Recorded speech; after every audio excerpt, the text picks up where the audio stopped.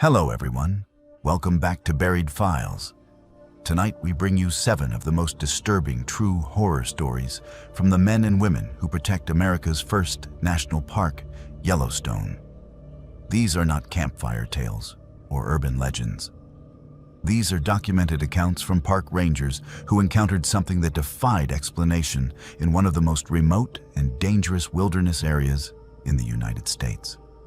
Each story has been gathered directly from ranger testimonials, incident reports that were never made public, and verified through supporting documentation that most people will never see. Yellowstone spans over 2 million acres of untamed land, where geothermal forces bubble beneath your feet and wildlife outnumbers visitors by thousands to one. It is a place where people disappear without a trace, where the wilderness holds secrets that authorities would prefer remain buried, and where those who patrol its vast backcountry sometimes witness things that cannot be written into official reports. If you are drawn to authentic horror content rooted in real events, subscribe to Buried Files and then hit the notification bell so you never miss our investigations into the darkness that exists just beyond the marked trails. Now settle in as we descend into the shadows of America's most iconic yet mysterious national park. I have been a backcountry ranger at Yellowstone National Park for 11 years. In that time, I have responded to countless emergencies that most people only read about in headlines. I have performed CPR on tourists who suffered heart attacks at high elevation. I have documented bear maulings where grizzlies defended their territory against hikers who ventured too close. I have stood at the edge of thermal pools where visitors slipped on wet boardwalks and fell into water hot enough to dissolve human tissue in minutes.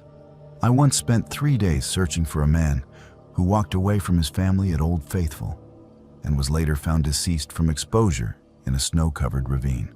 I witnessed one suicide at the Grand Canyon of the Yellowstone, where a young man climbed over the safety railing and jumped 300 feet into the river below. These experiences hardened me. They taught me that nature is indifferent to human life, and that tragedy in the wilderness rarely resembles the sanitized versions presented in visitor safety videos. But nothing in my training, nothing in my years of experience, nothing in the countless emergency response scenarios I practiced prepared me for what I discovered at Pelican Creek in the summer of 2019. It was early June, just after the spring snowmelt when backcountry camping permits are issued for the more remote regions of the park. The days were long and warm, but the nights still dropped below freezing in the higher elevations. This was the season when experienced backpackers pushed deep into areas that see perhaps a dozen visitors all year. Pelican Creek is one such area. It sits in the northeastern section of the park, accessible only by a grueling 7-mile hike from the nearest trailhead. There are no maintained trails beyond the first 2 miles. Navigation requires map and compass skills that most casual hikers do not possess. The terrain is unforgiving.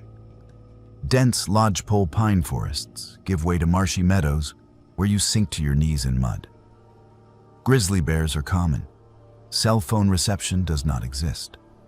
It is the kind of place where if something goes wrong, you are on your own until someone notices you are missing. And that could take days. The call came through on my radio at 6:30 in the morning. Dispatch informed me that a day hiker had reported finding an abandoned campsite near Pelican Creek. The hiker said the tent was still standing, the bear canister was full of food, and camping gear was scattered around the site, as if the occupant had simply vanished mid-meal. This was concerning, but not unprecedented. Sometimes campers get spooked by wildlife and abandon their gear to hike out faster. Sometimes they get injured and leave everything behind to seek help. I grabbed my pack, loaded it with medical supplies and emergency communication equipment, and started the hike at dawn. The trail was muddy from recent rain. I moved quickly, covering the first 4 miles in just over an hour. The forest, was quiet except for the occasional call of a raven and the distant rush of Pelican Creek swollen with snowmelt. As I approached the reported coordinates, I began looking for signs of bear activity. Fresh scat, torn up logs, claw marks on trees. If a bear had raided the camp, there would be evidence. But I saw nothing. The forest felt wrong. Too quiet. Too still. I have spent enough time in the backcountry to trust that instinct when the wilderness goes silent. I found the campsite exactly where the day hiker had marked it on his GPS. The tent was a high-end mountaineering model, expensive and well-maintained. It was properly staked and the rainfly was secure. But the back panel of the tent had been cut, not torn by an animal. Cut. A clean vertical slash approximately 3 feet long, made with a sharp blade. I knelt down and examined the edges of the cut fabric. The slice was deliberate and precise. This was not a bear. This was not an accident. Someone had taken a knife and methodically opened the back of this tent from the outside. Inside the tent, I found a sleeping bag laid out flat. There was blood on the pillow, not a large amount, but enough to indicate a nosebleed or a minor head wound. The occupant's headlamp was still hanging from the tent ceiling. A book lay open on the sleeping pad. Whoever had been here left in a hurry or was forced to leave.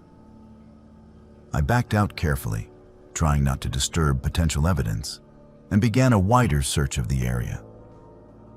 50 feet from the tent, I found a day pack hanging from a tree branch in a proper bear hang. Inside were a wallet, car keys, and a phone with a dead battery. The wallet belonged to a woman named Sarah Chen, age 29, with a California driver's license. I radioed dispatch with the information and continued searching. The next discovery made my stomach drop. 2 miles east of the first campsite, I found another abandoned tent. This one was older, a budget model that had seen better days. It too had a clean cut through the back panel. The sleeping bag inside had what appeared to be dried blood on the exterior. The camp stove was cold, but had been used recently. I found a permit tag tied to a nearby tree. This campsite had been issued to a woman named Jessica Ramirez 3 weeks earlier. She had filed a solo hiking itinerary for 5 days. According to the permit records, she had checked out on time and driven away from the park. Or at least someone using her vehicle had driven away. I was now operating on the assumption that I was dealing with a crime scene. Multiple crime scenes. I radioed for backup and began documenting everything with my camera. That is when I noticed the tree cache.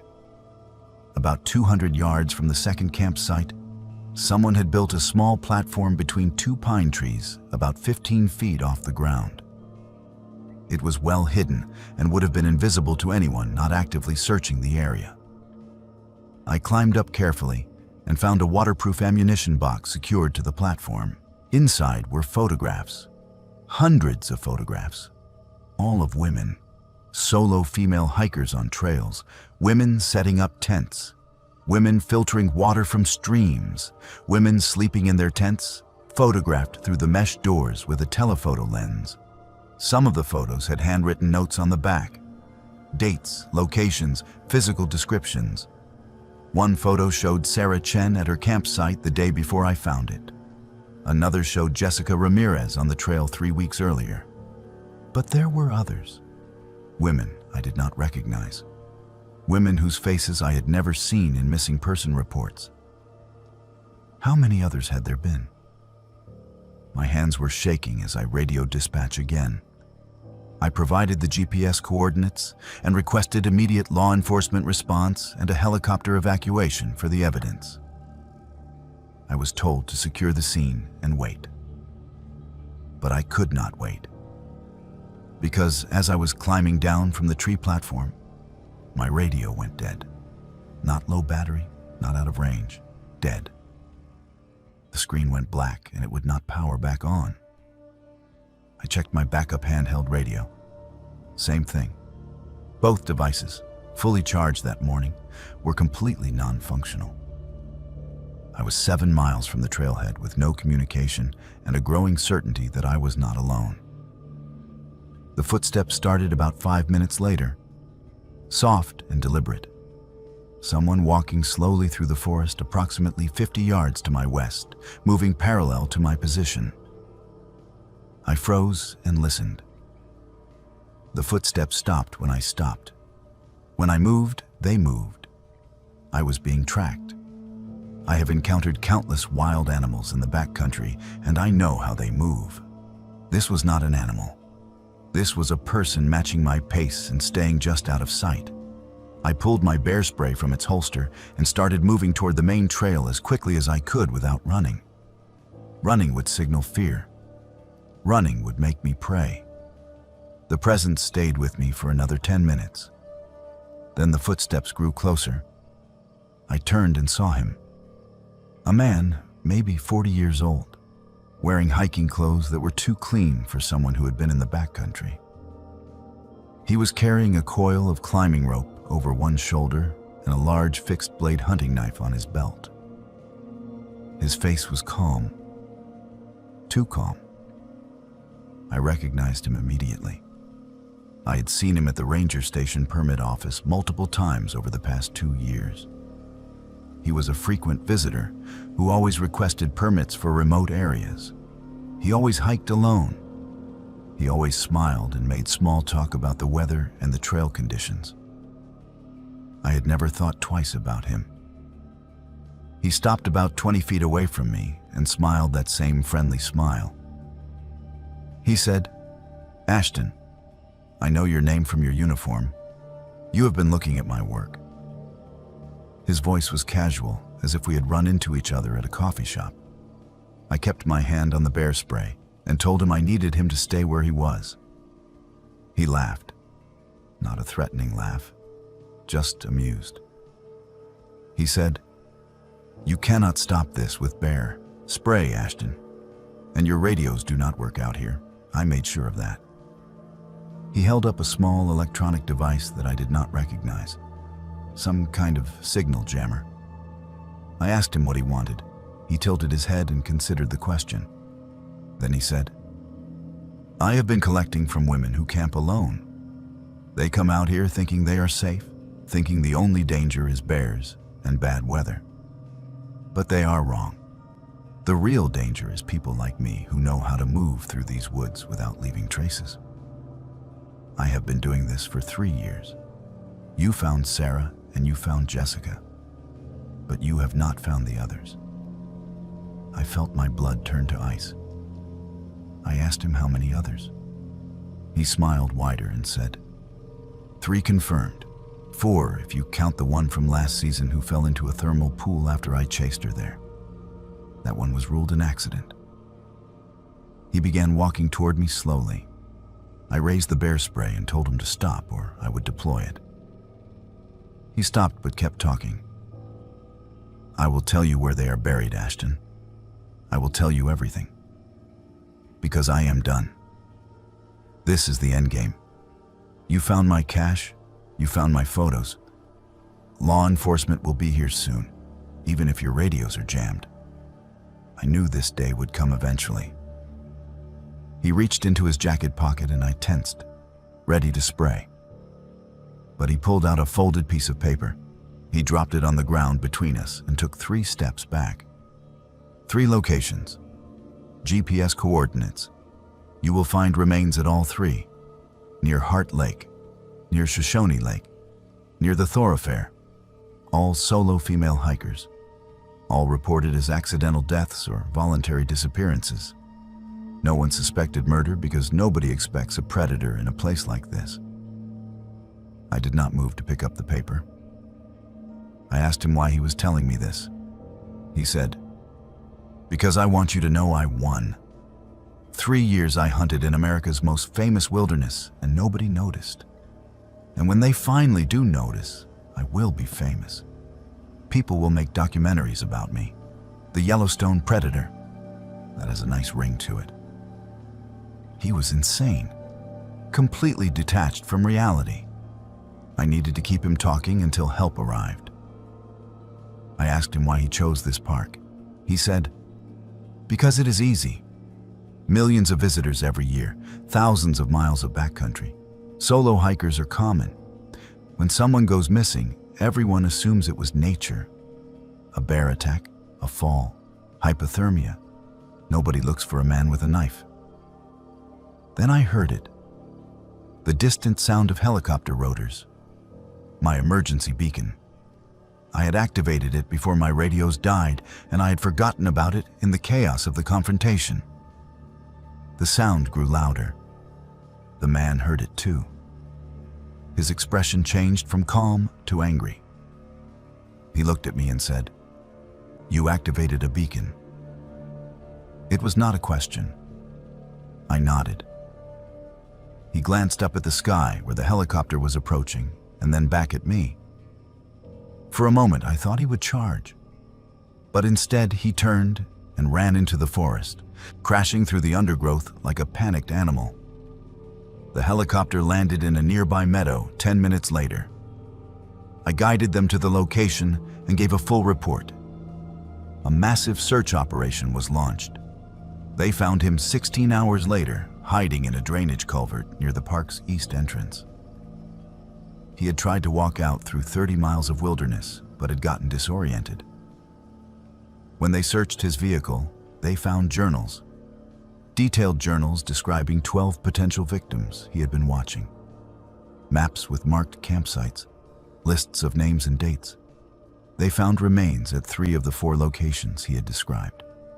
Sarah Chen, Jessica Ramirez, and 2 other women who had been listed as missing persons from 2017 and 2018. The 4th location near the thermal pool yielded nothing. The acidic water had dissolved everything. I transferred to a different ranger station 6 months after the trial concluded. He was sentenced to life in prison without parole. But I cannot do backcountry patrols anymore. Every time I see a solo female hiker on a remote trail, I think about the ones we did not find in time. I think about how easily evil can hide in a place that people associate with natural beauty. And I think about the fact that for 3 years, a predator walked among us wearing a smile and carrying a permit, and none of us knew. The wilderness does not care if you live or die. But at least the wilderness is honest about its dangers. The real horror is that sometimes the most dangerous thing in the woods is not the wildlife. It is the other people.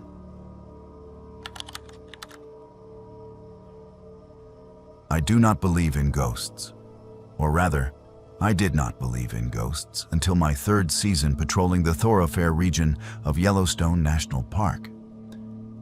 The thoroughfare is not a place that casual visitors ever see. It exists in the southeastern corner of the park, where Wyoming borders the Teton Wilderness. If you stand at certain points along the Yellowstone River in this area, you are farther from a road than anywhere else in the lower 48 states.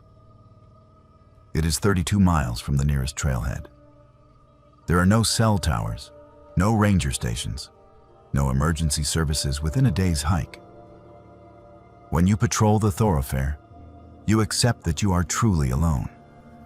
Or at least, that is what I believed before the summer of 2017. My name is Quinn. I have worked for the National Park Service for 8 years, and I specifically requested assignment to remote backcountry patrols because I prefer solitude to the chaos of tourist-heavy areas. I am comfortable with isolation. I grew up in rural Alaska, where the nearest neighbor was 15 miles away, and winter darkness lasted 19 hours a day. Silence does not bother me. Empty wilderness does not frighten me. I have spent weeks alone in grizzly country without experiencing anything resembling fear. But what happened during those August nights in the thoroughfare changed something fundamental in how I understand the world. It forced me to accept that there are phenomena which cannot be explained by training manuals or rational thinking. The first incident occurred on August 9th. I was on a standard 5-day patrol loop that would take me through the southern portion of the thoroughfare backcountry. My route included checking several designated campsites to ensure compliance with park regulations and to monitor wildlife activity. The weather had been clear for 3 days, and I was making good time. I reached the upper Yellowstone River Valley around 4:00 p.m. and decided to check a campsite that sits on a small bluff overlooking the river. This particular site is rarely used because it requires fording the river twice to reach it. Most backpackers choose easier routes. As I approached the site, I immediately noticed smoke. A campfire was burning in the fire ring. This was unusual for several reasons. First, no permits had been issued for that site in over 2 weeks. I checked the permit log before departing on patrol. Second, the fire was burning cleanly with no one attending it. Third, there was no tent, no backpack, no camping gear of any kind visible. Just a fire burning alone in the wilderness. I moved closer cautiously, scanning the surrounding forest for whoever had built the fire. The area was silent except for the sound of the river and the crackle of burning wood. I called out. No response. I walked a complete circle around the campsite perimeter. No tent, no food cache, no sign of human presence except the fire itself. Then I noticed the boot prints, fresh tracks in the soft earth around the fire ring. They were large, probably a size 11 or 12 men's hiking boot. The tracks circled the fire multiple times and then led away from the campsite, heading north toward a dense stand of lodgepole pines. I followed them for approximately 50 yards until they simply stopped. Not at a rock outcrop where they might have been obscured. Not at the river where someone might have waded away. They just ended in the middle of a game trail, as if the person had evaporated mid-step. I returned to the campsite and extinguished the fire. It had been burning hot and recent. The coals were still glowing red beneath the ash. I estimated it had been lit within the past 2 hours. I left a citation notice at the site for illegal camping without a permit and continued my patrol. I assumed I would find the mystery campers somewhere along the trail ahead. Perhaps they had wandered off to explore or to use the bathroom and would return to find their fire extinguished and the citation waiting. It was a violation, but not particularly concerning. People sometimes bend the rules in remote areas, thinking no one will notice. The next morning, I broke camp at sunrise and continued north along the river. Around noon, I reached another designated campsite approximately 8 miles from the first location.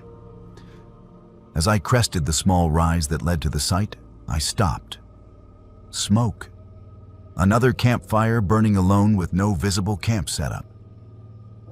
This was no longer a coincidence. This was deliberate. Someone was either following me or moving ahead of me, building fires at every campsite along my route. I approached cautiously with my hand on my bear spray. Again, I called out. Again, no response.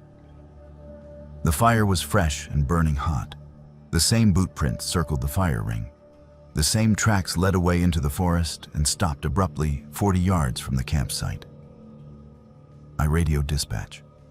I reported the situation and requested information about any other rangers or park personnel in the area. Dispatch confirmed I was the only authorized person in that section of the park. They checked for research permits or wildlife monitoring teams. Nothing. I was told to continue documenting the incidents and to report any contact with the individual responsible. I extinguished the second fire, photographed the boot prints, and moved on. But I was no longer comfortable. Something about the precision of the tracks ending in impossible locations bothered me deeply. I have tracked animals and humans for years. Tracks do not simply vanish unless someone is deliberately obscuring them, but there was no evidence of that. No brushed out prints, no careful stepping on rocks. Just footprints that stopped as if the person had been lifted into the air. That night, I made camp at a location off-trail about 3 miles north of the second fire site. I did not use a designated campsite. I wanted to be somewhere unpredictable in case someone was tracking me. I set up my tent in a small clearing surrounded by thick forest. I ate a cold dinner because I did not want to build a fire and signal my location. As darkness fell, I sat outside my tent and watched the stars emerge over the mountains. The Milky Way was brilliant in the lightless sky. I felt the familiar peace that comes from being far from civilization. But that peace did not last. At 3:47 a.m., I woke to the sound of footsteps outside my tent. Slow, deliberate steps circling my campsite. I lay completely still and listened. The steps were heavy, boot steps, not animal paws. They moved around my tent in a clockwise direction, pausing occasionally as if the person was examining something. I reached slowly for my headlamp and bear spray. My heart was pounding so hard, I thought whoever was outside would hear it. The footsteps completed one full circle and then stopped directly in front of my tent door. I could see the shadow of a person silhouetted against the fabric by moonlight. A tall figure standing motionless. I shouted, "This is a national park ranger. Identify yourself." No response. The shadow did not move. I unzipped my tent door quickly and shone my headlamp at the figure. Nothing. No one there. I scrambled out of the tent and swept my light across the entire campsite. Empty. The forest was silent, not even the usual night sounds of birds or small mammals. Just absolute silence. I checked the ground around my tent. Boot prints. The same size 11 or 12 prints I had seen at the 2 fire sites. They circled my tent twice and then led away into the forest. I followed them with my flashlight. 20 feet from my tent, they stopped.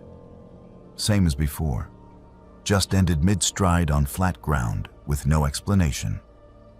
I did not sleep for the rest of that night. I sat with my back against a tree facing my tent with my bear spray in one hand and my satellite communicator in the other. I considered activating the emergency beacon, but I had no physical threat to report. Just footprints and a shadow. At first light, I packed my gear and continued north at a rapid pace. I wanted out of the thoroughfare. I wanted to reach the trailhead and file a formal incident report with details that made sense. But the incidents were not over. On the 4th night of my patrol, I was camped at an official site near the southern boundary of the thoroughfare region. I was exhausted from 3 nights of minimal sleep and hypervigilance. I fell asleep around 9 p.m. despite my anxiety. I woke at 2:30 a.m. to orange light flickering against my tent walls. Fire. I rushed outside expecting to find my campsite ablaze. But it was not my fire ring that was burning. Approximately 100 yards away, down a slope near the river, another fire was burning brightly. I could see the flames clearly through the trees, and I could see a figure sitting beside it. A person sitting completely still, facing away from me toward the river. I grabbed my flashlight and started down the slope. As I got closer, I could see more details. The person was wearing dark clothing. They sat on the ground with their knees pulled up, arms wrapped around their legs, head down. They did not react to the sound of my approach. I called out when I was about 30 feet away. "Park Service, I need to speak with you." No response, no movement. I moved closer. 20 feet, 10 feet. I was now close enough to see that the person was wearing an old-style ranger uniform, the kind that had not been issued since the 1960s or 70s. Dark green wool with a campaign hat sitting on the ground beside them. I stopped. Something was profoundly wrong. The air around the fire felt cold despite the heat of the flames. My breath formed visible clouds. I said, "Sir, I need you to respond." The figure slowly raised its head and turned to look at me. I will never forget what I saw. It was not a face. Or rather, it was a face. But it was wrong. The features were blurred, as if I was looking at someone through frosted glass. The eyes were dark voids. The mouth did not move, but I heard a voice. It did not come from the figure. It came from everywhere at once, a whisper that filled the forest. This is where it happened. I ran. I am not proud of that, but I ran. I crashed back up the slope to my campsite, threw my gear into my pack without bothering to break down my tent properly, and started hiking north in the darkness. I used my headlamp, and I moved as fast as the terrain allowed. I did not look back. I hiked for 6 hours straight until sunrise, and then I kept hiking. I reached the trailhead 14 hours later, far ahead of my planned schedule. I was scratched, exhausted, and probably dehydrated, but I was out. I filed an incident report that I knew sounded insane. I reported the fires, the footprints, and the figure by the river. My supervisor listened without interrupting, and then asked if I had been experiencing any health issues or medication side effects. I understood what he was really asking. Was I having a mental health crisis? Was I hallucinating? I told him I was physically fine and that I knew how my report sounded. He told me to take a week off and to follow up with the park psychologist. I agreed because I wanted answers as much as he did. During that week, I did research. I accessed historical park records going back to the 1960s. I found an incident from August 1964. A ranger named Thomas McKinley had drowned while attempting to ford the Yellowstone River in the Thoroughfare region. His body was recovered 3 miles downstream from his last known campsite. The recovery team found his gear still at the campsite with a fire burning in the ring. According to the report, McKinley had been camping alone and had left his site to ford the river at night for reasons unknown. His body was found wearing the uniform of that era, dark green wool. The report included a photograph. I recognized the face despite the blurring I had seen. It was the same person. I returned to work after my week off, but I requested reassignment to a different patrol area. My supervisor approved without asking questions. I think he was relieved. But before I left, I spoke quietly with 2 other veteran rangers who had worked the thoroughfare for years. I asked if they had ever experienced anything unusual in that area. Both became uncomfortable. One told me that every ranger who has worked that region long enough sees the fires.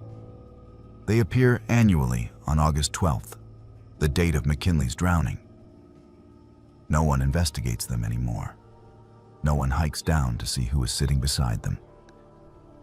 It is an unspoken understanding that some patrols are best left incomplete.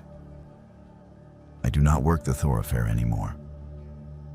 I patrol different regions of Yellowstone where the strangeness is limited to wildlife and weather. But I know the fires still burn every August. I know the footprints still appear circling campsites in impossible patterns. And I know that Ranger McKinley is still out there, sitting by his fire, waiting for someone to understand what happened. I do not want to be that person. I have accepted that there are places in this park where the dead do not rest, and I am content to let them keep their vigil undisturbed. The thermal basin off Norris Geyser should have been empty. It was February.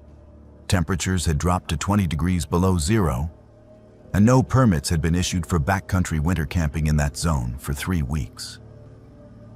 The area was officially closed to overnight camping from November through April due to unstable thermal features and extreme weather conditions. So when our helicopter pilot radioed that he had spotted smoke rising from the restricted zone during a routine flyover, we knew something was very wrong. My name is Declan. I have been a law enforcement ranger at Yellowstone for 6 years, and I have dealt with every variety of permit violation imaginable. Tourists who ignore trail closures to get closer to bison, hikers who camp illegally in thermal areas and end up with third-degree burns, people who drive off-road or vandalize geothermal features. Most violations are born from ignorance or arrogance. But what we found at Norris Basin that February was neither. It was something far stranger and far more disturbing than anything in my training had prepared me for. I was paired with another ranger named Foster for the investigation. We loaded our gear into packs and began the ski approach at first light the following morning. The plan was to ski 9 miles into the closed area, document the illegal camp, issue citations, and escort whoever was out there back to civilization. The temperature was brutal. Wind chill put us at 35 below zero. The kind of cold that burns exposed skin in minutes and turns your breath into ice crystals that hang in the air. No rational person would choose to camp in these conditions. That should have been our first warning that we were not dealing with rational people. The ski took us 4 hours through deep powder and across frozen streams. The landscape was otherworldly. Steam from thermal vents rose into the frigid air, creating pillars of mist that glowed orange in the low winter sun. The ground beneath us was a patchwork of snow and bare earth, where heat from underground kept the surface above freezing. We could hear the distant rumble and hiss of geysers, and smell the sulfur that permeated everything in this part of the park. As we got closer to the coordinates the pilot had marked, we began to see tracks. Ski tracks. Multiple sets leading in from different directions, all converging on the same location. We crested a small ridge and looked down into a shallow basin dominated by a large boiling mud pot. What we saw made us both stop.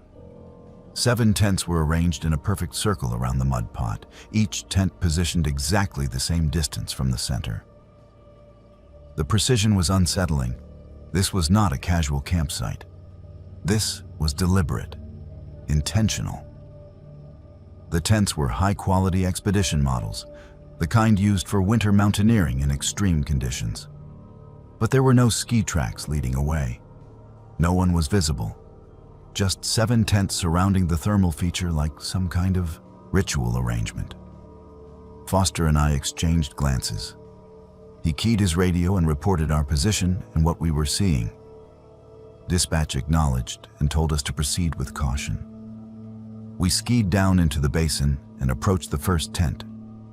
I called out, identifying ourselves as park rangers and requesting that whoever was inside come out and speak with us. No response. I unzipped the tent door and looked inside.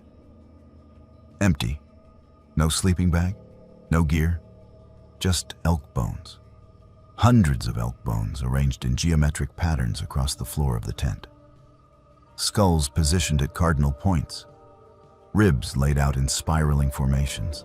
Vertebrae stacked in precise towers. We checked the second tent. More bones. These were deer bones mixed with what looked like coyote skulls. The third tent contained only bird bones, thousands of them, sorted by size and type. Each tent was a bone repository, meticulously organized. But it was the center of the circle that made my blood run cold. A deer skull had been mounted on a wooden pole and planted directly above the boiling mud pot. The skull was decorated with painted symbols I did not recognize. The mud below churned and spat, occasionally throwing scalding droplets onto the snow around the perimeter. Foster discovered the journal in the fourth tent. It was a leather-bound book filled with handwritten entries in English mixed with symbols and words, in a language neither of us could identify. The entries described something called feeding the old breath, and references to opening the steam door. There were diagrams showing the tent arrangement and detailed notes about lunar cycles and thermal activity patterns. One passage read, "The pact must be maintained every 40 years when the earth shivers. 7 shepherds return to the sacred steam. 7 offerings of bone to calm the fire below. If the ritual fails, the mountain will wake angry." We were photographing the journal when we heard it.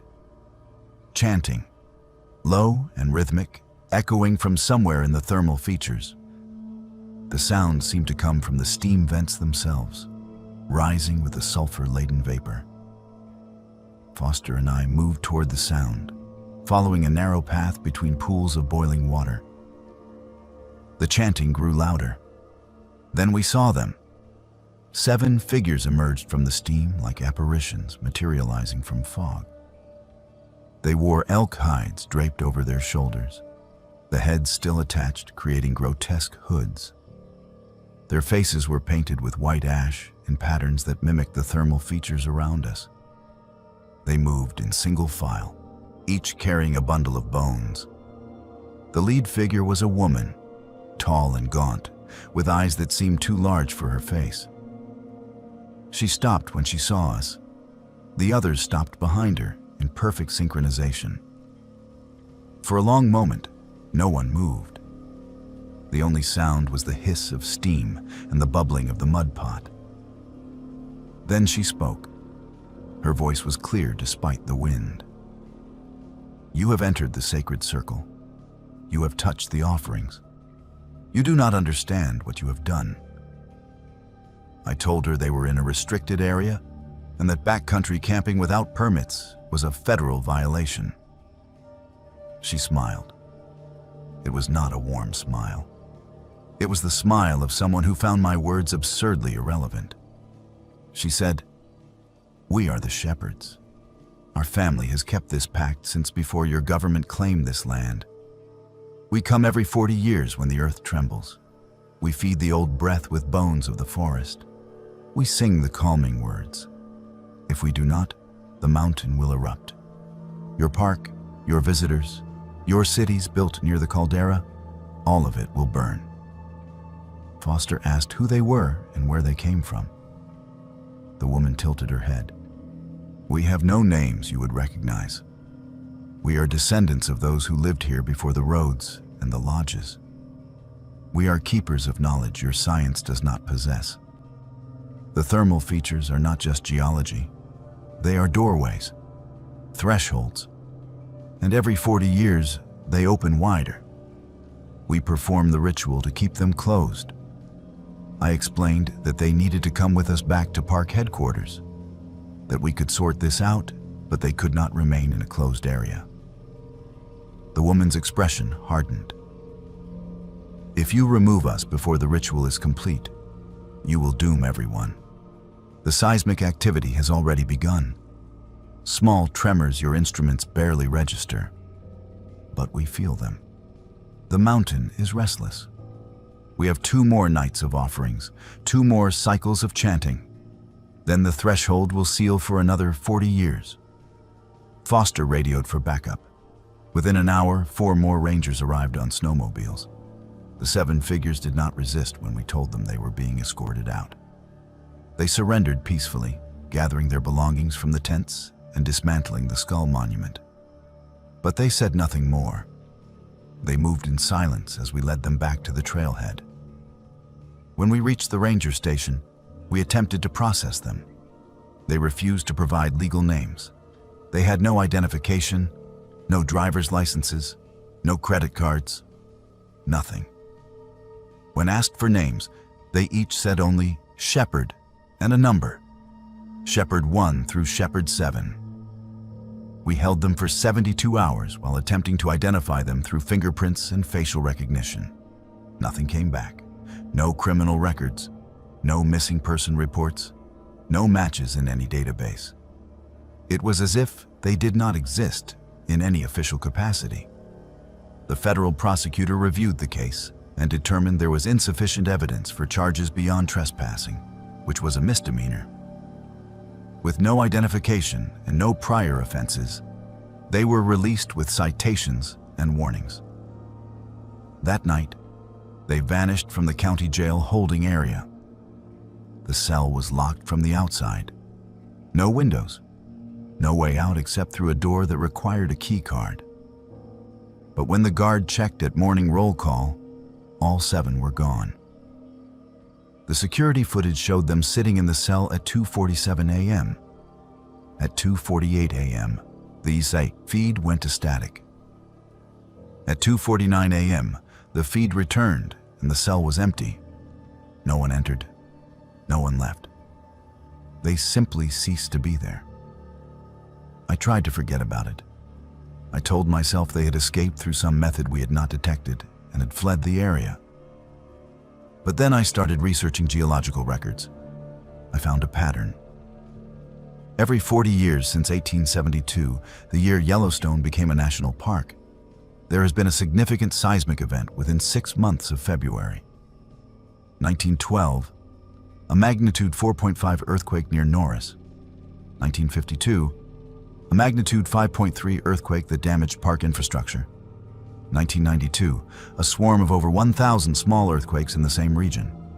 2018, a magnitude 4.4 earthquake that triggered evacuations of thermal areas due to unstable ground. We arrested the shepherds in February 2019 before they could complete their ritual.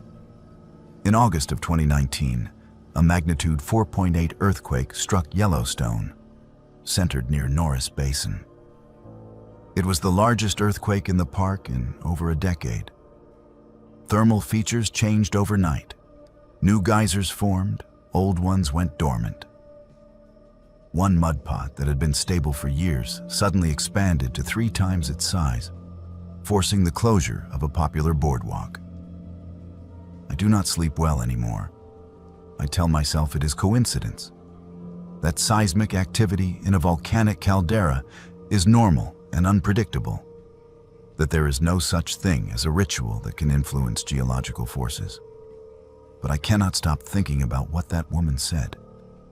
That every 40 years, the threshold opens wider. That next cycle is in 2059. I will be retired by then, or dead. But someone will be patrolling that basin in February of that year. And I wonder if they will find 7 tents arranged in a circle, and 7 people in elk hides performing a ritual that our science cannot explain. And I wonder what will happen if we stop them again. I have a degree in wilderness search and rescue from the University of Montana. I understand statistics, probability models, and human behavior patterns in crisis situations. I have studied case files of hundreds of missing person incidents in national parks. I know that most disappearances follow predictable patterns. People get lost when they leave marked trails. They succumb to exposure when caught unprepared in sudden weather changes. They fall from cliffs while taking photos. They drown in rivers swollen with snowmelt. The human body is fragile and the wilderness is unforgiving. But nearly every disappearance can be explained through rational analysis of environmental factors and decision-making errors. What happened to the family at Shoshone Lake in July of 2018 does not fit any model I have ever studied. It does not fit any pattern in the literature. It remains the only case in my 8-year career that I cannot explain. My name is Brielle. I work as a search and rescue coordinator for Yellowstone National Park. When someone fails to return from a backcountry trip, I am the person who assembles the search teams, coordinates helicopter reconnaissance, manages the incident command structure, and ultimately makes the decision about when to suspend active searching. It is a responsibility I do not take lightly. Every missing person represents someone's family member, and I have sat with enough devastated relatives to understand the weight of those decisions. But this case haunts me in ways the others do not, because we never found any trace of what happened. No bodies, no evidence of foul play, no logical explanation, just a family that ceased to exist in a location where vanishing should be impossible. The family was named Whitmore, Robert and Jennifer, both 38, and their 2 children, Emma, age 10, and Lucas, age 7. They were experienced backpackers from Oregon who had obtained a permit for a 3-day, 2-night trip around Shoshone Lake, one of the largest backcountry lakes in the park. Their itinerary was detailed and professional. They had listed their campsite locations, expected mileage per day, and emergency contact information. Robert was a physician. Jennifer was a high school biology teacher.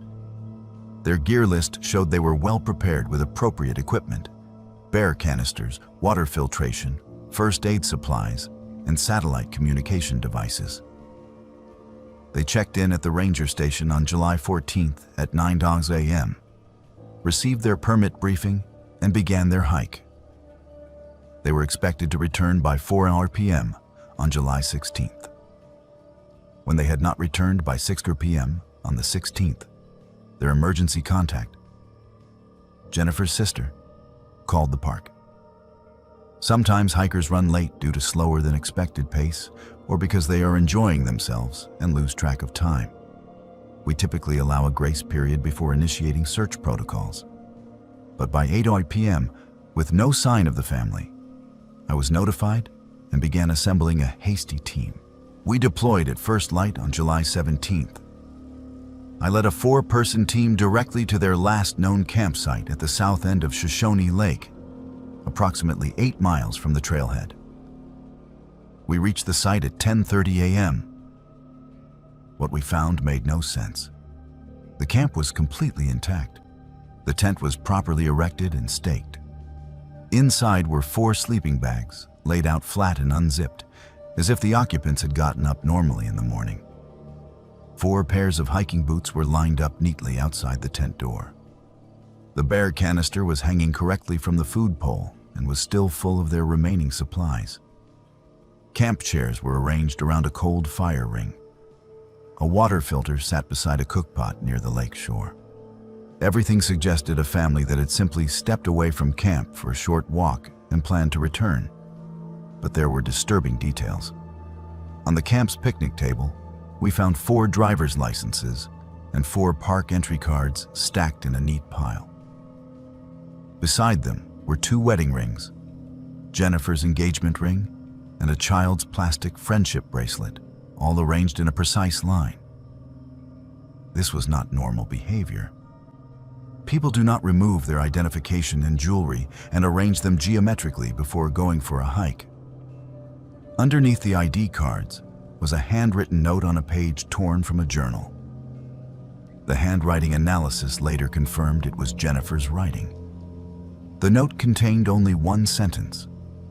"We heard the calling. We are going below." I immediately radioed for additional search resources. We expanded the search perimeter and began systematic grid patterns around the campsite. We searched the shoreline in both directions. We checked the forest. We looked for any sign of the family, tracks, disturbed vegetation, torn clothing, anything. A thermal pool sits approximately 50 feet from the campsite. It is a small feature, maybe 8 feet in diameter, with water temperature measured at 180 degrees Fahrenheit and a pH level acidic enough to dissolve organic material. We examined it carefully, but found no disturbance in the mineral deposits around its edge. No footprints. No indication anyone had approached it. We brought in cadaver dogs on day 2 of the search. The dogs are trained to detect human remains and can alert on scent even if a body is submerged or buried. Both dogs indicated interest at the thermal pool but refused to approach the water. They would walk to within about 10 feet, sit, and whine. Their handlers described it as unusual behavior, as if the dogs sensed something but were afraid to get closer. We requested dive team support to search the pool, but the request was denied due to safety concerns. The water temperature and acidity make diving impossible. Any diver entering that pool would suffer catastrophic injuries within seconds. On day 3, a geological survey team arrived with ground-penetrating radar. They wanted to map the thermal pool to understand its structure. What they discovered was remarkable and terrifying. The pool connects to an unexplored cave system. The radar showed a vertical shaft dropping approximately 40 feet below the visible pool, then branching into multiple horizontal passages that extend in several directions. One passage runs roughly 4 miles to the northeast before the radar signal weakened and they lost definition.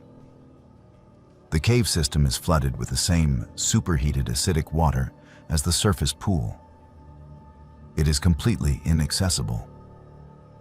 No human could survive entry, and no robotic equipment we have can function in those conditions. The search expanded to 40 square miles over 9 days. We deployed helicopter reconnaissance with thermal imaging. We had over 60 personnel combing the area. We checked every trail, every drainage, every meadow within a reasonable distance from the campsite. We found nothing. No clothing, no equipment they might have carried. No sign that 4 people had walked through the forest. It was as if they had vanished from the campsite itself without taking a single step. I interviewed other campers who had been in the area during that time period. A couple camping 2 miles north reported hearing unusual sounds on the night of July 15th. They described it as a low humming or vibration that seemed to come from underground. It lasted for several hours starting around midnight. They said it made them feel nauseous and disoriented. Another solo hiker reported seeing lights near Shoshone Lake that same night. Not flashlights or campfires, but a blue-green glow that appeared to emanate from the lake itself or from beneath it. He said he watched it for about 10 minutes before it faded. Both reports were logged, but neither seemed directly related to the Whitmore family disappearance. We officially suspended active searching on July 25th after exhausting all reasonable search areas and methods. The case was classified as a missing person investigation, with suspected foul play ruled out due to lack of evidence. The FBI took over jurisdiction and conducted their own investigation. They found nothing we had not already documented. The case remains open but inactive. The Whitmore family is still listed as missing. Their vehicle was towed from the trailhead parking area and eventually returned to family members. Their home in Oregon remains as they left it, filled with vacation plans and summer schedules that will never be fulfilled. I have led 47 search and rescue operations in my 8 years with the Park Service. I have found lost hikers after days of searching. I have recovered remains from cliff falls and drownings. I have solved disappearances that initially seemed mysterious, but proved to have mundane explanations. But the Whitmore family simply vanished. 4 people, including 2 children, gone without a trace from a campsite that showed no signs of struggle, no evidence of wildlife attack, no indication of anything except a deliberate decision to leave their identities behind and go somewhere. The note haunts me more than anything else. We heard the calling. We are going below. What calling? Below where? The thermal pool is the only feature near that campsite that goes below ground level. But no one could enter that pool and survive. Yet the cadaver dogs indicated something was there. The geological survey showed passages extending for miles underground. And witnesses reported strange phenomena the same night the family disappeared. I do not believe in supernatural explanations. I am a scientist. I trust data and evidence. But I cannot explain this case using any framework I understand. Sometimes late at night when I cannot sleep, I think about that unexplored cave system beneath Shoshone Lake. I think about where those passages lead and what might exist in the superheated darkness miles below the surface. I think about a family that heard something calling to them. Something compelling enough that they removed their wedding rings and left their identities behind to answer it. And I think about the fact that we will never know what happened. Because the only place they could have gone is somewhere no living person can follow. They tell you about the physical dangers when you sign up for winter ranger duty in the backcountry. The cold that can freeze exposed skin in 3 minutes. The avalanches that bury entire valleys under tons of snow. The grizzly bears that wake from hibernation, angry and starving. The distance from any medical facility, any backup, any help if something goes wrong. They brief you on hypothermia protocols and emergency extraction procedures. They check your gear 3 times and make you demonstrate proficiency with a satellite communicator. They warn you about the wildlife and the weather and the isolation. But they do not tell you what 87 days of total solitude does to your mind. They do not mention that the greatest threat you will face might not come from the wilderness outside, but from something that happens inside your own head when you are completely and utterly alone for 3 months straight. My name is Hayden. I have been a backcountry ranger for Yellowstone National Park for 9 years. I have done multiple winter assignments at remote stations where you spend weeks without seeing another human being. I thought I understood isolation. I thought I was prepared. In December of 2020, I volunteered for a winter posting at the Thoroughfare Patrol Cabin, which sits in the most remote section of the park. The cabin is 32 miles from the nearest road. It is accessible only by horse in summer or by ski in winter. No snowmobiles are permitted due to wilderness designation. No helicopters except for emergencies. Once you are stationed there, you are truly cut off from everything. The assignment runs from December 1st through mid-February.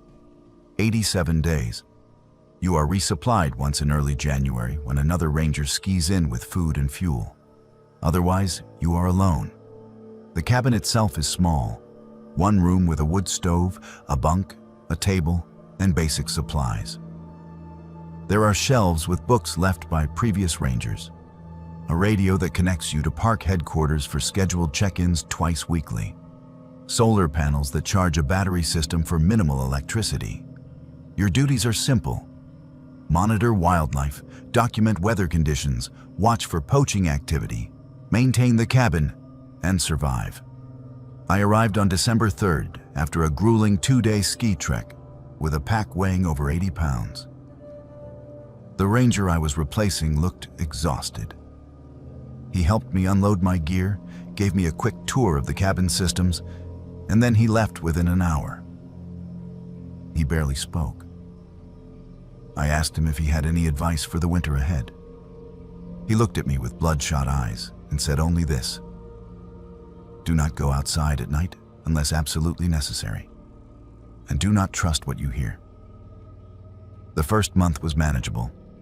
I fell into a routine: wake at dawn, stoke the fire, melt snow for water, eat breakfast, ski a patrol route, return to cabin, record observations, read, cook dinner, sleep. The days were short: sunrise around 8 a.m. and sunset by 4:30 p.m. That left over 15 hours of darkness each day. The silence was profound. No traffic sounds, no aircraft, no human voices. Just wind through the pines and the occasional howl of a wolf pack in the distance. I had brought books and a journal. I wrote extensively about what I saw during patrols: elk herds moving through valleys, wolf tracks in the snow, the steam from thermal features creating ice crystals that hung in the air like diamonds. But in week 6, things began to change. I started hearing footsteps outside the cabin at night, distinct sounds of boots crunching through snow, walking around the perimeter of the cabin in slow, deliberate circles. The first time it happened, I assumed it was an elk or a moose. Large animals sometimes approach buildings in winter looking for shelter from wind. But when I looked outside the next morning, there were no tracks. The snow around the cabin was pristine and undisturbed. I told myself I had imagined it, that the wind had created sounds my brain interpreted as footsteps. The footsteps came again 3 nights later. This time, I was certain. Someone was walking around the cabin. I could hear each step clearly. The weight, the rhythm. I grabbed my flashlight and bear spray and opened the door. Nothing. No one there. I shone the light in all directions. Empty forest. Fresh snow that had fallen that afternoon showed no tracks anywhere near the cabin except the path I had made earlier returning from patrol. I stood in the doorway for 10 minutes listening. Complete silence. I went back inside and locked the door, even though locks are meaningless in wilderness this remote. Who would I be locking out? By week 8, I began seeing something at the edge of the tree line. A figure standing motionless about 50 yards from the cabin. I would notice it at dusk just as the light was fading, a dark shape among the trees, too tall to be a stump, too still to be an animal. I would watch it through the window. It never moved. After several minutes, I would look away to grab binoculars or to stoke the fire. When I looked back, the figure would be gone. Or sometimes it would be closer, still motionless, still watching. One evening, I convinced myself to go outside and investigate. I put on my coat and boots, grabbed a flashlight, and walked toward where the figure had been standing. There was nothing there. No tracks, no broken branches, nothing to indicate anyone or anything had been present. The knocking started in week 9. 3 deliberate knocks on the cabin wall, always at 2:47 a.m. I know the exact time because I would wake instantly and check my watch. The knocks were loud enough to wake me, but not aggressive. Just 3 measured impacts against the exterior wall on the east side of the cabin. Knock, knock, knock. Then silence. I would lie in my bunk listening, but the knocks never repeated. In the morning, I would go outside and examine the wall. No marks, no indication anything had struck the wood. I tried to rationalize it. Thermal expansion of the logs as temperatures fluctuated. Ice falling from the roof. Branches blown by wind. But none of those explanations fit the consistency and precision of what I was hearing. And the timing was always exactly 2:47 a.m. to the minute, every time. In week 10, I found my ranger uniform hanging from a tree branch 100 yards from the cabin. I discovered it during morning patrol. My official uniform shirt and pants neatly hung as if on a closet hanger, swaying gently in the breeze. This was impossible. I was wearing my only uniform. I checked when I returned to the cabin. My uniform was in my pack where I always kept it. I had not taken it outside. I had not hung anything on trees. Yet there it was. An identical uniform, same size, same wear patterns, hanging in the forest as if placed there by someone who knew exactly where I would walk. I radioed headquarters during my next scheduled check-in. I tried to explain what was happening without sounding insane. The ranger who answered suggested I might be experiencing stress and asked if I wanted early extraction. I said no. I had signed up for 87 days and I would complete the assignment. But I asked if there was any history of unusual incidents at this cabin. There was a long pause. Then the ranger said that some winter assignments had been terminated early due to ranger welfare concerns. But he could not discuss details. He reminded me that isolation affects people differently and that requesting extraction was not considered a failure. I stopped sleeping through the nights. I would doze in short intervals, but wake frequently. Week 11 brought something new. I woke at dawn to realize I was outside, not near the cabin, not on the porch. I was 200 yards away in the forest, standing in 2 feet of snow, wearing only my thermal underwear. My feet were bare. The temperature was 15 degrees below zero. My feet were already numb and turning white. I ran back to the cabin, stumbling and falling. I got inside and spent an hour warming my feet in lukewarm water to prevent frostbite. When the feeling returned, the pain was extraordinary. But worse than the pain was the realization that I had walked outside in my sleep with no memory of doing so. I could have died. If I had walked farther, or if the temperature had been colder, I would have died. I went outside later that morning to examine my tracks. They formed a perfect circle around the cabin. I had walked in a circle 23 times, each circuit following the exact same path. The tracks were evenly spaced, mechanical, not the wandering path of someone confused or disoriented. I had walked with purpose, repeating the same pattern over and over, before finally stopping in the forest. I also found something else. My journal was sitting on a rock outcrop 50 feet from where I had stopped walking. The journal I kept in the cabin. I retrieved it and opened to the last entry. Beneath my final notes from the previous day was new writing, my handwriting. Words I did not remember writing. I am not alone. I have never been alone. There are 7 of me now. I radioed for emergency extraction. I told headquarters I needed immediate removal from the station. The ranger asked if I was in medical distress. I said I was not sure, but that I could not stay any longer. He said the earliest they could arrange helicopter extraction was 3 days due to weather conditions and availability. I had to wait. I barricaded myself inside the cabin. I did not go outside except to get firewood. I did not sleep. I sat at the table with my knife and bear spray and counted the hours. The figure appeared at the window on the second night. Not at the tree line, at the window. A face pressed against the glass looking in. My face, my exact features staring at me from outside. I shouted and ran to the door. When I opened it, nothing was there. But in the snow beneath the window were footprints. Boot prints identical to mine. The pattern matched my boots exactly. The prints led away from the cabin in a straight line and then stopped after 20 feet. Just stopped. The way Quinn's mysterious tracks had stopped in the thoroughfare. The way everything unexplainable in this place seemed to end without resolution. The helicopter arrived on the morning of the 3rd day.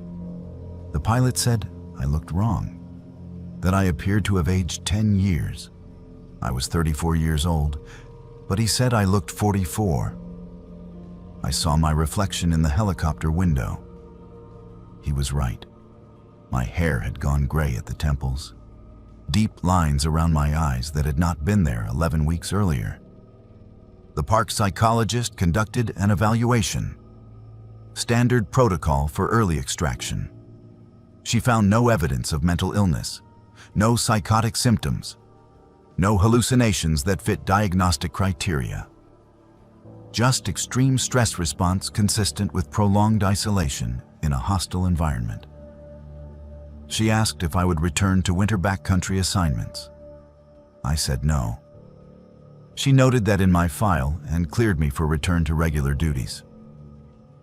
They wanted to send another ranger to the thoroughfare cabin to complete the winter season. I told my supervisor he should burn the cabin down, that it was not safe, that something about that location was wrong in ways I could not articulate. He looked at me with sympathy but did not take my recommendation seriously. 2 weeks later, a ranger named Marcus was sent to finish the winter assignment. He lasted 12 days before requesting extraction. He would not explain why. He filed a report that remains classified. I ran into him 6 months later at a training session. He would not make eye contact with me. When I asked what happened at the cabin, he walked away without speaking. I still work for Yellowstone. I do summer patrols in tourist-heavy areas where I interact with hundreds of people every day. I will never do isolated backcountry work again. And I will never return to the thoroughfare. Whatever exists in that remote corner of the park, whether it originates from the land itself or from something that happens to the human mind when it is pushed too far into solitude, it should be left alone. Some places are not meant for human habitation during the dark months of winter. Some silences should not be broken. And some questions about what we see and hear in the deepest wilderness should never be answered. I need to tell someone about this before it happens again. And I know it will happen again because he is still out there and the FBI cannot find him. My name is Piper. I have been a law enforcement ranger at Yellowstone National Park for 7 years. I have dealt with drunk tourists, poachers, drug trafficking through the park, domestic violence incidents at campgrounds, and one homicide investigation. I thought I had seen the worst of human behavior in a wilderness setting. But nothing prepared me for the case that started in August of 2022 and remains unsolved to this day. Nothing prepared me for the realization that someone had been watching women sleep in their tents for years, photographing them, visiting them, and we had no idea until it was almost too late. The first report came through on August 7th. A woman named Sarah Martinez had been backpacking alone on the Cascade Lake Trail. She was 31 years old, an experienced hiker from Colorado who had obtained a backcountry permit for 3 nights. She completed her trip without incident, returned to her vehicle at the trailhead, and was preparing to drive out of the park when she noticed something tucked under her windshield wiper. Not a parking citation or an advertisement. A photograph. A photograph of herself sleeping in her tent, taken from inside the tent, looking down at her face on the pillow. She brought it to the ranger station immediately. I was the one who took her report. She was visibly shaken. The photo was a standard 4x6 print on glossy paper, the kind you get from any photo processing service. It showed Sarah in her sleeping bag, eyes closed, completely unaware someone was standing over her with a camera. The angle suggested the photographer had been crouched or kneeling beside her. The tent fabric was visible in the frame, confirming this was taken from inside her tent while she slept. On the back of the photo, written in neat block letters with a black marker, was a single word: visited. I asked Sarah if she had heard anything unusual during the nights she camped. She said no.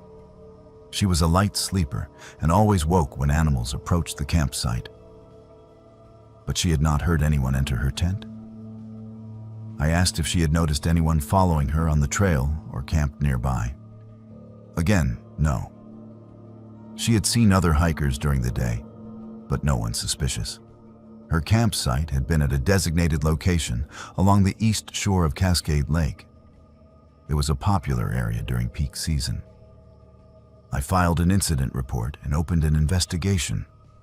But I told Sarah honestly that without more evidence or information about the suspect, there was little we could do beyond increasing patrol presence on that trail.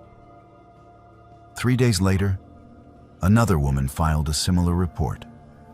Then another. Over the next 2 weeks, 5 women came forward with identical stories. All solo female hikers. All had completed multi-day backcountry trips on different trails throughout the park. All had found photos of themselves sleeping in their tents, left on their vehicles when they returned. Every photo was taken from inside the tent. Every photo showed the woman asleep and vulnerable. And every photo had the same word written on the back: visited. This was no longer a single incident. This was a pattern. Someone was systematically targeting solo female backpackers, accessing their tents while they slept, photographing them at close range, and then tracking their vehicles to leave the photos where they would be found. The level of skill required was disturbing. To enter a tent without waking the occupant requires extreme care. To do it repeatedly without being detected suggested someone who moved through the wilderness with professional competence. To track the vehicles suggested he was watching the trailheads, documenting license plates and parking locations. I coordinated with FBI agents who have jurisdiction over major crimes in national parks. They reviewed all 5 cases and determined we were dealing with a serial stalker who posed an escalating threat. The current behavior was non-contact surveillance, but the psychological profile suggested someone who might eventually progress to physical assault. They approved a sting operation. I volunteered to be the bait. On August 23rd, I obtained a backcountry permit under a false name. I parked a rental vehicle at the Cascade Lake trailhead and hiked in alone, carrying minimal gear but wearing a concealed body camera and a GPS tracker. I also carried my service weapon and bear spray. 2 backup rangers were positioned at a camp location 1 mile away, monitoring my GPS signal and prepared to respond within 10 minutes if I activated my panic button. I made camp at one of the designated sites where previous incidents had occurred, set up my tent, ate dinner, and pretended to settle in for the night. I did not sleep. I lay in my sleeping bag fully clothed with my hand on my weapon and my eyes barely closed. The body camera was positioned to record anyone who entered the tent. Hours passed. Midnight, 1 a.m., 2 a.m. I was beginning to think he would not come when I heard it. The softest sound of a tent zipper being drawn slowly open. I kept my eyes closed, but tightened my grip on my weapon. I could hear breathing. Someone was inside my tent. I could feel the presence of another person kneeling beside me. The faint click of a camera shutter. I opened my eyes and sat up in one motion, simultaneously drawing my weapon and activating the panic button. Federal agent, do not move. The figure lunged backward, crashing through the tent door and into the darkness. I scrambled out after him, flashlight in one hand and weapon in the other. I caught a glimpse of a man running into the forest. I pursued for approximately 50 yards before losing him in the dense trees. My backup arrived within 8 minutes. We conducted an immediate search of the area, but he had vanished. But the body camera had captured his face. When we reviewed the footage, I recognized him immediately. He was a volunteer search and rescue member who had worked with the Park Service for 3 years. He had participated in training exercises. He had access to backcountry permits and trailhead information. He had legitimate reasons to be in the park at all hours. His name was Michael Brennan, age 36, with no criminal record. He lived in a town 40 miles from the park and worked as a wilderness guide for a private touring company. The footage also captured something else. Before he realized I was awake, he had placed something on the ground beside my sleeping bag. We recovered it during the search. It was a binder. A 3-ring binder containing plastic sheet protectors, and inside those protectors were photographs. Over 200 photographs of women sleeping in tents. Some I recognized from the recent reports, but most were women I had never seen. The photos dated back years based on the clothing and gear visible in the frames. Some had handwritten notes on the back with dates and locations. Some had names. Some just had the word visited. We issued a warrant for Brennan's arrest. Federal agents went to his home the next morning. He was gone. His vehicle was gone. He had packed and fled sometime during the night after the confrontation. A search of his residence found more evidence. A detailed map of Yellowstone and surrounding national forests with campsites marked. A database on his computer listing women's names, physical descriptions, hiking itineraries he had somehow obtained, and notes about their camping habits. Equipment for developing photographs. Climbing gear that would allow him to move silently through the forest. The manhunt lasted 6 days. They tracked him through credit card usage and traffic cameras. He stayed ahead of them, moving through back roads and wilderness areas. On day 6, they located his vehicle abandoned at a trailhead in Bridger-Teton National Forest. He had gone into the backcountry on foot. Search teams combed the area for another week. They found no trace of him. Michael Brennan vanished into the wilderness he knew so well. That was 2 years ago. He has never been found. But every few months, another woman in another park somewhere in the western United States reports finding a photograph of herself sleeping in her tent. Different parks, different states: Montana, Wyoming, Colorado, Idaho, Oregon, Washington. The photos are always the same format, always taken from inside the tent, always with the word "visited" written on the back in the same block letters. Sometimes there are dates, sometimes there are new notes. One woman found a photo with the message, "You looked peaceful. I almost did not want to leave." The FBI has him on their most wanted list for federal stalking charges. His photo is distributed to every national park and Forest Service office in the country. But he is still out there, still watching, still visiting, still photographing women while they sleep. And I carry the weight of knowing that we had him and we lost him. That the operation I led pushed him further underground and possibly made him more dangerous. I do not camp alone anymore. None of the female rangers in our district do.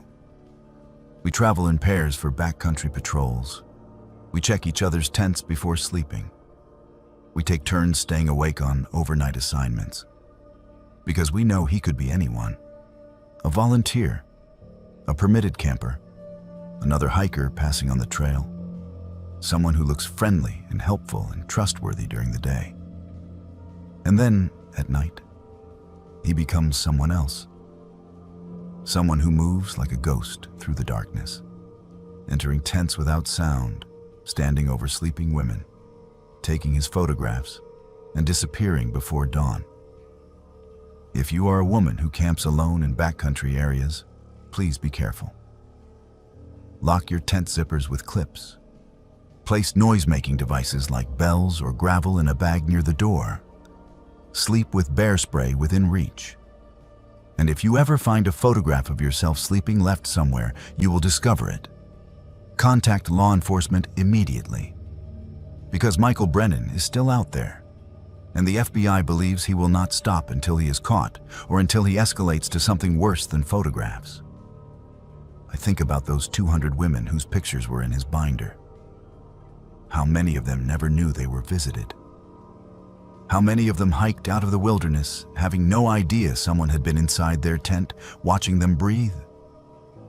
And I think about the women he has visited since then, who will find their photographs days or weeks later, and realize that while they slept, completely vulnerable and alone, a stranger was standing over them in the darkness. My grandfather was one of the first rangers at Yellowstone National Park in 1946, hired as part of the post-war expansion when veterans returned home, and the Park Service was rebuilding its workforce after years of wartime staffing shortages. His name was Robert Spencer Holt. He worked at Yellowstone for 37 years before retiring in 1983, 3 years before I was born. I never met him in life. He died when my father was still young, and all I knew of him came from old photographs and the stories my father told. Stories about a man who loved the wilderness more than anything, who spent his entire adult life protecting a landscape he considered sacred. But in September of 2021, I met him anyway, on the trail to Lone Star Geyser. And what he showed me changed everything I thought I understood about death and about the land we are sworn to protect. My name is Spencer. I was named after my grandfather, carrying his middle name as my first, a family tradition meant to honor the man who had set the path that I would eventually follow. I joined the National Park Service when I was 24, and I specifically requested assignment to Yellowstone because I wanted to walk the same trails he had walked, to see the same geysers he had monitored, to understand what had called to him so powerfully that he devoted his entire life to this place. I have been a ranger here for 6 years. I know the park well. I know its trails, its wildlife patterns, its thermal features, and its dangers. I thought I knew everything about Yellowstone that mattered. I was wrong. The incident occurred on September 17th, 2021. I was conducting a routine patrol on the trail to Lone Star Geyser, a popular but moderately challenging hike that follows the Firehole River for about 2.5 miles into the backcountry. It was a clear afternoon with temperatures in the low 60s. Perfect hiking weather. The trail was busy with day hikers, and I had stopped several times to answer questions about wildlife and thermal features. Around 3 p.m., as I was approaching the geyser itself, I noticed a man ahead of me on the trail. He was wearing a ranger uniform, but not the current style. The uniform was the old design from the 1940s and 50s. Dark green wool with a wide-brimmed campaign hat. The kind you see in historical photographs, but never in actual use anymore. I assumed it was someone dressed for a historical reenactment or educational program. The park occasionally hosts living history events where volunteers dress in period clothing. I picked up my pace to catch up with him, intending to ask which program he was participating in. He turned as I approached and waved at me. A friendly, casual gesture. Then he continued walking. I called out, "Excuse me, sir." He did not respond. He simply maintained his pace, following the trail deeper into the forest. I followed, curious now. The trail to Lone Star Geyser is well defined and straightforward. But he veered off onto a side path I had never noticed before. A faint game trail leading through dense lodgepole pines toward what appeared to be a small meadow. I hesitated. Rangers do not leave marked trails during patrols unless there is a specific reason, an emergency or a report of illegal activity. But something compelled me to follow. I cannot explain it rationally. It felt necessary. I turned off the main trail and followed the man in the vintage uniform into the forest. The game trail was narrow and overgrown. Branches scraped against my pack. The ground was soft with pine needles and moss. After about 200 yards, the trees opened into a small meadow I had never seen before despite patrolling this area dozens of times. The man was standing in the center of the meadow, facing away from me. He pointed down at the ground at his feet and spoke for the first time. His voice was clear, but somehow distant, as if coming from farther away than his physical position suggested. He said, "This is where it happened." I moved closer and asked, "Where what happened?" He turned to look at me. I saw his face clearly for the first time, and I recognized him. I recognized him from the photographs I had seen throughout my childhood. The same strong jawline, the same deep-set eyes, the same expression of calm authority. It was my grandfather, Robert Spencer Holt, who had been dead for 38 years. I should have run. I should have been terrified. But I was not. I felt only a profound sense of peace and curiosity. He looked at me for a long moment and then said, "You will understand when you dig."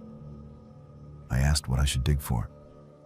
He simply smiled, a sad, gentle smile, and said, "You will know." Then he turned and walked toward the tree line. I watched him go. He walked with the same deliberate, measured pace. And then he simply vanished. Not faded, not disappeared gradually. He walked into the shadows beneath the pines and ceased to exist between one step and the next. I stood in the meadow for several minutes, trying to process what I had just witnessed. Hallucination seemed the most rational explanation. But I felt completely lucid. I was not tired. I was not dehydrated. I had not hit my head.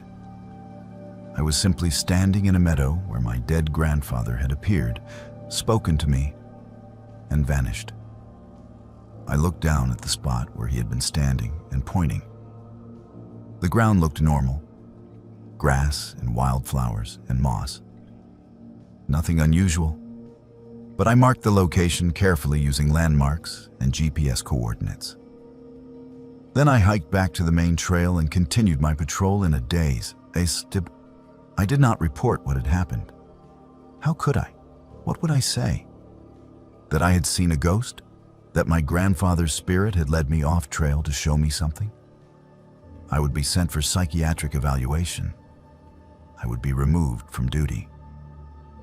So I said nothing. But I could not stop thinking about it. That night, I reviewed historical records about my grandfather's career. I read his personnel files, which are available to family members through the Park Service archives. I found references to patrols he had conducted, locations he had been assigned to, incidents he had responded to. One entry from 1951 caught my attention. My grandfather had reported his official ranger badge as stolen during a backcountry patrol. The badge was never recovered. He was issued a replacement, and the theft was noted in his file, but never solved. The location where he reported the theft was listed as the Lone Star Geyser area. The date was September 19, 1951.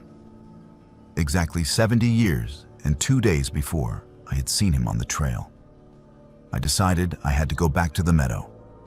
I requested a day off and returned on September 20th with a shovel, a metal detector, and ground-penetrating radar equipment I borrowed under the pretense of conducting a geological survey. I found the meadow again without difficulty. The GPS coordinates I had marked led me directly to it.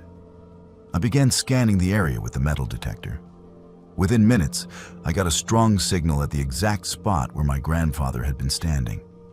I began to dig. The soil was soft and came away easily. At approximately 3 feet depth, I hit something solid.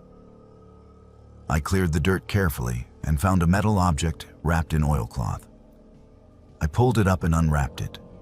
Inside was a ranger badge, an original 1940s-era National Park Service badge, the kind my grandfather would have worn. I turned it over. Engraved on the back was his full name, Robert Spencer Holt. Beneath the badge was a piece of paper, also wrapped in oilcloth to protect it from moisture. The paper was yellowed and fragile, but the handwriting was clear. The note read, "For my grandson, when he follows the same path. You will find this when I need you to know I'm still watching the park. Some rangers never leave. We just change how we serve. Keep this with you. It will remind you that this land is more than geology and biology. It is memory, it is continuity, it is sacred. Protect it as I did." Signed, Robert Spencer Holt, September 19th, 1982. The date made my breath catch. September 19th, 1982. 1 year before my grandfather died. 31 years before I was hired as a ranger. He had buried this badge and this note in a meadow off the Lone Star Geyser Trail with the knowledge that someday, somehow, I would find it. He could not have known I would become a ranger. I was not even born yet. But he knew, or he hoped. And he left this message for me. I contacted my father and asked if he knew anything about this meadow or about grandfather burying something. My father was shocked. He said that in the year before grandfather died, he had requested that his ashes be scattered at a specific location in Yellowstone. He had given the family precise coordinates. My father looked them up. The coordinates matched the meadow where I had found the badge. My grandfather's ashes were scattered in that meadow in October 1983, as he had requested. He had chosen the exact spot where, 1 year earlier, he had buried his badge and a note for a grandson who did not yet exist. He had somehow known that I would be drawn to this place, that I would follow the same calling he had followed, and that I would need to know he was still present in the landscape he loved. I carry that badge on every patrol now. I keep it in my chest pocket, close to my heart. And sometimes, late in the evening when the light is fading and I am walking the trails alone, I see that figure in the old uniform at the edge of meadows or standing beside thermal features. Always at a distance, always watching. He never approaches, he never speaks again. He just stands there, a silent presence, keeping watch over his park. I understand now what he was trying to tell me. Some rangers never really leave Yellowstone. We become part of it. Our presence soaks into the soil and the steam and the stone. We patrol these trails long after our bodies have turned to ash and scattered on the wind. And for those who come after us, who carry the same dedication and the same love for this sacred landscape, we remain visible, not as ghosts, not as hauntings, but as echoes of service that never truly ends. I will work at Yellowstone for as long as I am able, and when my time comes, I will ask that my ashes be scattered in that same meadow where my grandfather rests. And perhaps, decades from now, another ranger will walk these trails and see two figures in vintage uniforms standing watch together. And they will understand that this park is more than a job. It is a calling that transcends life and death. It is a promise we make to the land and to each other, to protect, to preserve, to never truly leave.